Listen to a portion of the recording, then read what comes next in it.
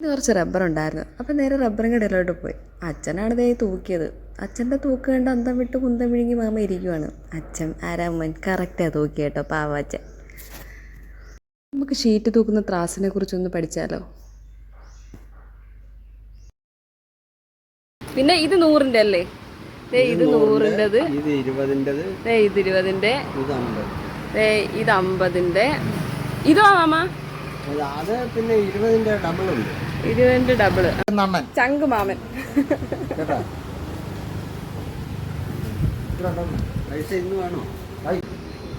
Rubber മുതലാളി പൈസ എണ്ണി മേടിക്കുന്നത്. പൈസ എണ്ണി മേടിക്കുമ്പോൾ അച്ഛൻ്റെ മുഖം പൂർണ്ണചന്ദ്രനാണെങ്കിലും ഈ ഗുളിക മേടിക്കുമ്പോൾ അച്ഛൻ പതുക്കെ അമാവാസിയാവും കേട്ടോ. ഇതൊക്കെ എന്തച്ചാന്നൊരു ഡയലോഗും പറഞ്ഞ് അച്ഛനെ സമാധാനിപ്പിച്ചിട്ട് നേരെ നമ്മൾ മീൻ മേടിക്കാനായിട്ട് പോയി. സൂന് സ്പെഷ്യൽ മീൻകറി വെച്ച് തരാമെന്ന് മോഹിപ്പിച്ച് നമ്മളെ രണ്ടിനെയും പറഞ്ഞ് മീൻകടയിലോട്ട് വിട്ടു. നമ്മൾ വിചാരിച്ച മീനൊന്നും ഇല്ലാത്തത് കൊണ്ട് മത്തി വാങ്ങി സമാധാനിച്ചു. മത്തിയെങ്കിൽ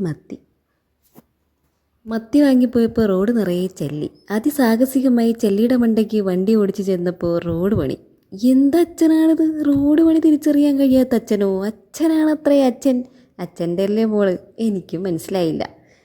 എന്തായാലും എളിഫ്യരായി വണ്ടി തിരിച്ച് നേരെ അംബികാമ്മയുടെ വീടൊക്കെ കണ്ട് സമാധാനിച്ച് നല്ല റോഡിൽ കൂടെ രണ്ടുപേരും വീട്ടിലോട്ട് വിട്ടു. ഇത്രയും നല്ല റോഡുള്ളപ്പോഴാണ് അച്ഛൻ ആ റോഡിൽ കൂടെ പോയത്. അച്ഛൻ്റെ ഒരു സാഹസിക യാത്ര.